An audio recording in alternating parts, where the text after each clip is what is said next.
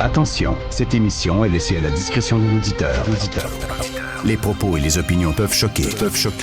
Oreilles sensibles s'abstenir. Richard Martineau. Un animateur pas comme les autres. Richard Martineau.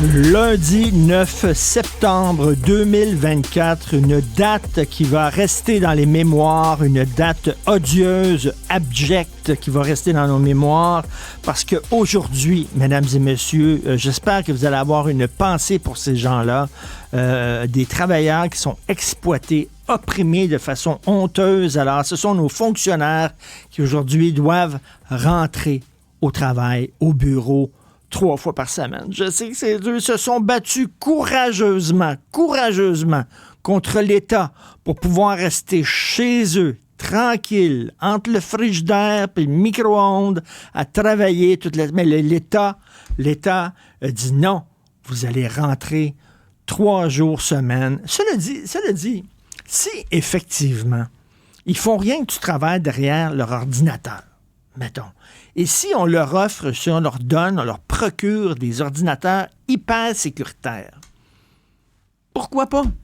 Pourquoi pas? En autant qu'on coupe des bureaux.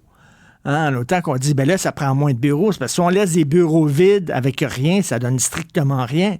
Mais si on envoie les fonctionnaires chez eux, qui travaillent seulement avec des ordinateurs, qui n'ont aucun contact avec les citoyens, et puis que ça nous permet de fermer des bureaux, de payer moins d'électricité, moins de chauffage, et qu'on sauve un peu d'argent, pourquoi pas?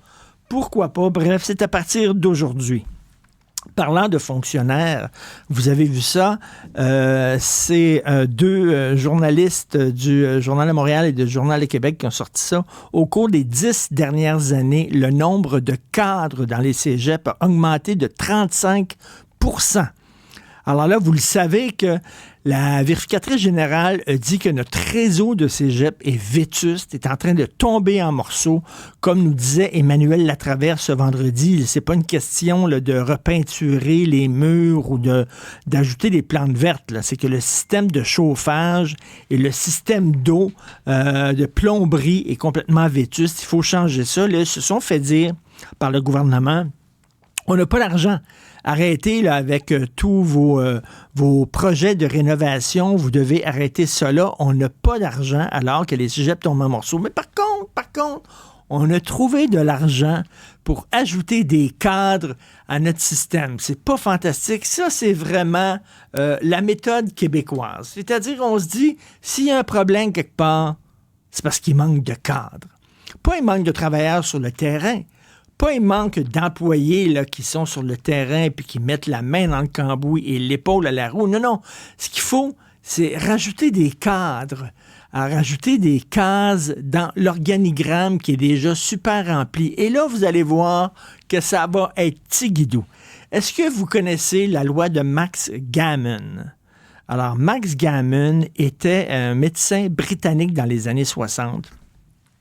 Et il se demandait comment ça se fait que le budget du système de santé ne cesse d'augmenter en Angleterre alors que les services ne cessent de diminuer. Il dit comment ça se fait?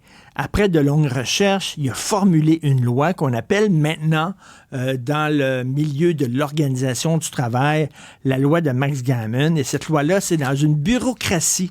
L'augmentation des dépenses sera accompagnée d'une diminution de la production. Alors voilà, là, on a ajouté des bureaux, des cadres en disant que ça va améliorer le système de cégep. Ben non, c'est pas ça qu'il y a besoin des cégeps. Ils ont besoin de qu'on rénove un peu leur bureau. Et en terminant, Nordvolt, ça va pas bien. Ça s'est demandé comment ça... C'était pas... si ça n'a pas pesé dans la décision, ça, de M. Fitzgibbon de lever les feutres avant les prochaines élections. On dit oui, c'est parce qu'il est fatigué. Non, il me semble pas un gars fatigué. Moi, il est assez vigoureux. Lorsqu'on le voit, là, il n'a pas l'air fatigué pantoute. Oui, mais il est rendu à 70 ans. Vous savez, 70, c'est le nouveau 60, là. Mais ça va pas, Nordvolt. Cette entreprise-là, qui est une multinationale suédoise, vous savez qu'en Suède, Nordvolt tirait la plug sur certains projets parce qu'il n'y arrivait pas à répondre à la demande. Ils avaient signé plein de contrats, puis ils n'arrivent pas à livrer. Ils ne sont pas capables de livrer.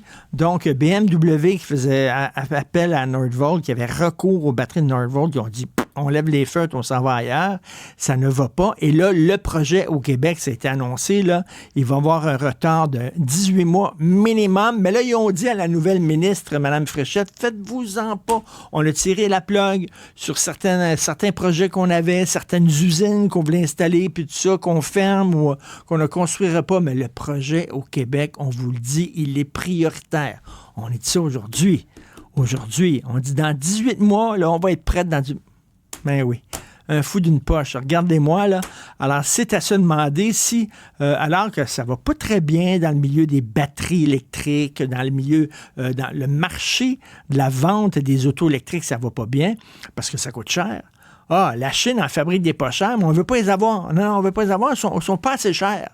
Puis ça met en cas, tu sais, ça pose une menace à notre industrie, à nous. Alors, on ne veut pas que les gens roulent électriques avec des autos chinoises. On préfère qu'ils roulent au pétrole avec des bonnes autos faites ici en Amérique du Nord. Donc, ça ne va pas bien dans le milieu du marché de l'auto électrique. Les Chinois qui débarquent dans le milieu dans le secteur de la filière électrique avec des moyens qu'on n'aura jamais. Bref, ça sent mauvais tout ça. Le gouvernement met beaucoup, beaucoup, beaucoup d'argent. Est-ce que ceci explique cela? Est-ce que ça peut expliquer que M. Fitzgibbon, soudainement, dit que le temps était venu peut-être de passer à un autre appel? Peut-être.